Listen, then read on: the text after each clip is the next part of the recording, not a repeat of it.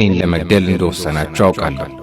ስለዚህ በእኔ ላይ የፈለጋችሁትን አድርጉ፣ ግን ተከታዮቼን አትንኩ ሲሉ ምላሻቸውን ሰጡ።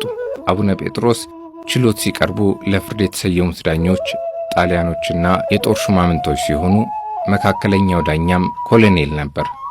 በብርቱ ኢትዮጵያዊ ጀግና ላይ የቀረበው የወንጀል ክስ በጣሊያን ላይ ሕዝብን ቀስቅሰዋል፣ ራስዎም አመጸዋል፣ ሌሎችም እንዲያምጹ አድርገዋል የሚል ነበር። ዳኛውም በችሎቱ ሊቀ ጳጳሱ አቡነ ቄርሎስ የጣሊያንን መንግሥት ገዥነት አምነው አሜን ብለው ሲቀበሉ እርስዎ ለምን አመጹ? ለምን ብቻውን አፈንጋጭ ሆኑ? ሲል ጠየቃቸው። አቡነ ጴጥሮስም አቡነ ቄርሎስ ግብፃዊ ናቸው፣ ስለ ኢትዮጵያና ኢትዮጵያውያን የሚገዳቸው ነገር የለም። እኔ ግን ኢትዮጵያዊ ነኝ፣ ኃላፊነት ያለብኝ የቤተ ክርስቲያን አባትም ነኝ። ስለዚህ ስለ ሀገሬና ስለ ቤተ ክርስቲያኔ ይቆረቆራለሁ። ከዚህ በቀር ለእናንተ ችሎት የማቀርበው ነገር የለኝም። ለፈጣሪ ብቻ የምናገረውን እናገራለሁ። የኢትዮጵያ ሕዝብ ለዚህ ጠላት እንዳይገዛ ገዘቱ። የኢትዮጵያ መሬትም ጠላትን ብትቀበል የተረገመች ትሁን በማለት በጀግንነት ተሞልተው ዳኛው ፊት ተናገሩ። ንግግራቸው በአስተርጓሚ ለዳኞች የቀረበ ቢሆንም አስተርጓሚው በጳጳሱ ላይ ተጽዕኖ ስላደረገባቸው እውነተኛው ንግግራቸው ሳይገለጥ ቀረ።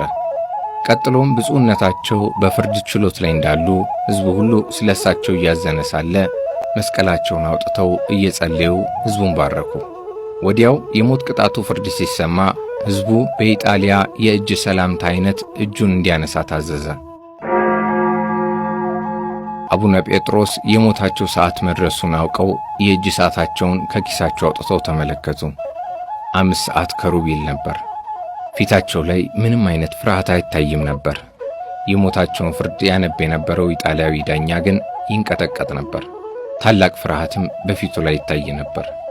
የሞት ቅጣት የተፈረደባቸው ብፁዕ አቡነ ጴጥሮስ በችሎት ፊት ብዙ ሰዓታት ቆመው ስለዋሉና ደክሟቸው ስለነበር ለመቀመጥ ፈልገው ዳኛውን በትህትና በፈገግታ ጠየቁት። እንዲቀመጡ ፈቀደላቸው። የሞት ፍርዱ ከተነበበ በኋላ የፈረዱባቸው ዳኞችን በመስቀላቸው ባረኳቸው። ጥይት አልፎ ሌላ ሰው እንዳይጎዳ ግንብ ይፈለግ ጀመር። ፍርድ ከተሰጠበት 10 ሜትር ርቆ ወደሚገኝ ቦታ ተወሰዱ። ከገዳዮቹም አንዱ ቀርቦ ፊትዎን ለመሸፈን ይፈልጋሉን? ሲል ጠየቃቸው። ይህ ያንተ ሥራ ነው ሲሉ ብፁዕነታቸው መለሱ። ከዚያም በኋላ 8 ወታደሮች ከበስተጀርባቸው 20 እርምጃ ርቀት ተንበርክከው በተጠንቀቅ ቆሙ። ወዲያው አዛዡ ተኩስ በማለት ትዕዛዝ ሲሰጥ 8ቱም ተኩሰው መቷቸው። ግን በ8 ጥይት ሳይሞቱ ቀሩ። ከዚያም ሌላ ወታደር በ3 የሽጉጥ ጥይት ራስ ቅላቸውን መትቶ ገደላቸው። መስቀላቸው በቀኝ እጃቸው አጠገብ ወድቋል። ግራ እጃቸው ከአምባር መያዣ መልስ በጭቃ ተለውሷል። ራሳቸው በጥይት ተፈረካክሷል። አንድ አሞራ እየበረረ መጥቶ በሬሳቸው ላይ ሊያልፍ ሲል በሰዎች ተባሯል። መላ አካላቸው ደቋል። ዓይኖቻቸው ወደ አረንጓዴነት ተቀይረዋል። አፋቸው በመጠኑ ተከፍቷል። ሕዝበ ክርስቲያን በውስጡ ያለቅሳል። ኦርቶዶክስ ሆነክ ይሄንን ቪዲዮ ሼር አለማድረግ ንፉግነት ነውና ለሁሉም ሼር አድርገው። ይሄን አካውንት ኮፒ ሊንክ አድርጉ፣ ፎሎ አድርጉ።